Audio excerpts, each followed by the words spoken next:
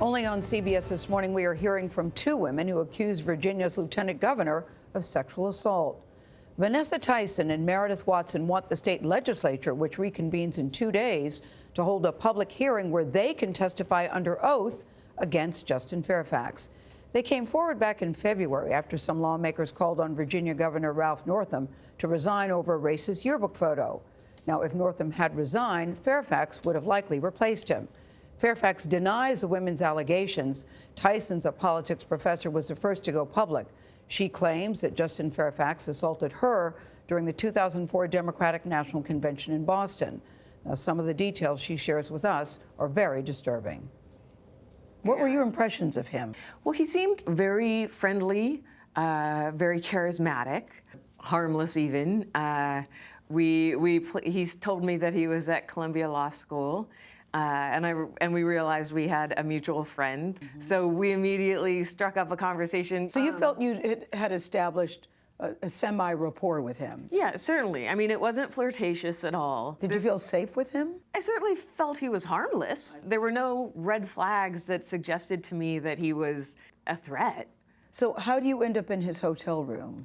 On the Wednesday of the convention, so roughly 48 hours after I've met him, he suggests that he has to run an errand. Did I want to come with him and get a bit of fresh air and sunshine? It's, early afternoon. What does he tell you that he's going to the hotel to do? What does he say? Oh, he just needed to pick up some paperwork. Okay. Is what he said. Mm-hmm. Which sounded completely legitimate to me. You're there in the hotel, standing by the door, and Yep. Then what happens? He crosses the room, and kind of goes through his luggage, finds some paperwork, right, which is what I assumed we were there for, and he's good. And then he crosses back around the bed and comes over to me, and I'm still by the door, and he kisses me. And you think? Well, I was surprised.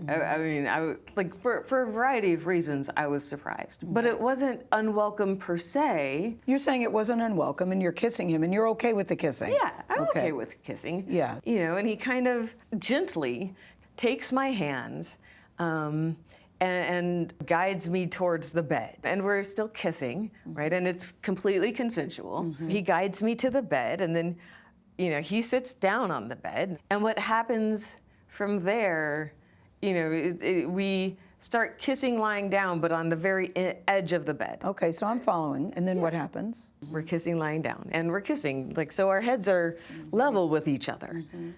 And then it was like my neck didn't work. What do you mean? It was like I couldn't feel my neck. I couldn't hold my head up. He's using his hand on the back of my neck. And I still didn't know what was going wrong. I thought there was something wrong with my neck. And he's pushing down, and I couldn't hold my neck up. And I didn't know what was going on. I honestly didn't know what was going on. And then the next thing I know, my head is literally in his crotch, and I'm choking and gagging. And I couldn't say anything because I'm choking and gagging. And so, it continues and he's holding my head, so I can't lift, I'm trying to lift my head, but I can't. Is he saying anything to you, Vanessa? Nothing. There's nothing. And what are you thinking at this moment? To be honest, I'm in total shock. Do you say anything to him? No. I didn't know what to say. I was completely caught off guard. It was almost as if I was dumbstruck. Have you talked to Justin Fairfax since that day in 2004? The next day, I remember walking, it was the last day of the convention. And I remember walking, I was walking towards the staff lounge. I was gonna go in there, and I saw him in there.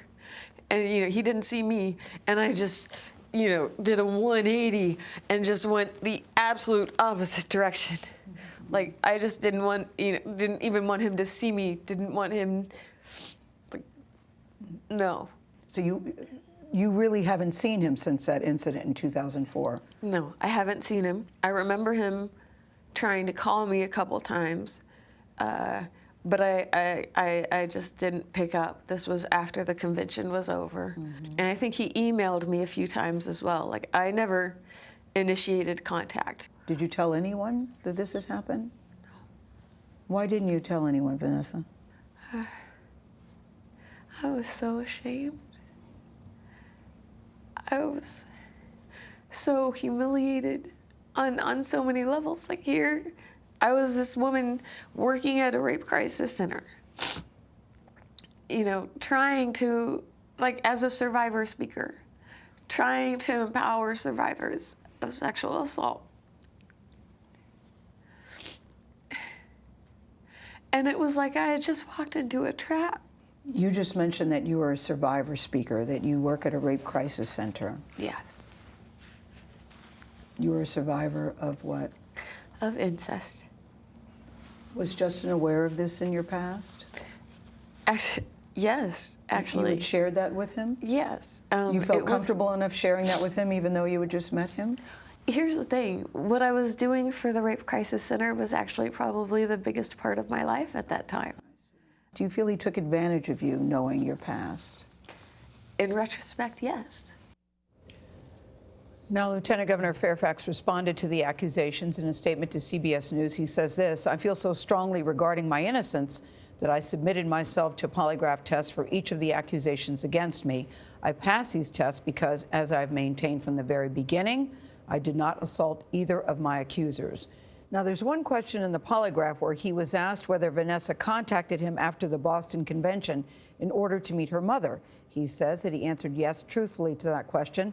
Vanessa says she never contacted him after the incident.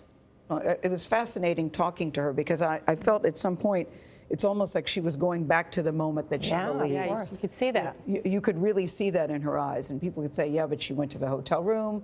Yes, she agreed to the kissing. Isn't that on her? But I could see, as a young person, you have a mutual friend, and you think this guy is safe. And kissing doesn't necessarily have to lead to what she says happened after that. Something clearly changed when she was walking Yes. through what transpired, and you could see where she got very emotional Yeah. and went to that dark place. Yeah, feels like she was forced. Yeah.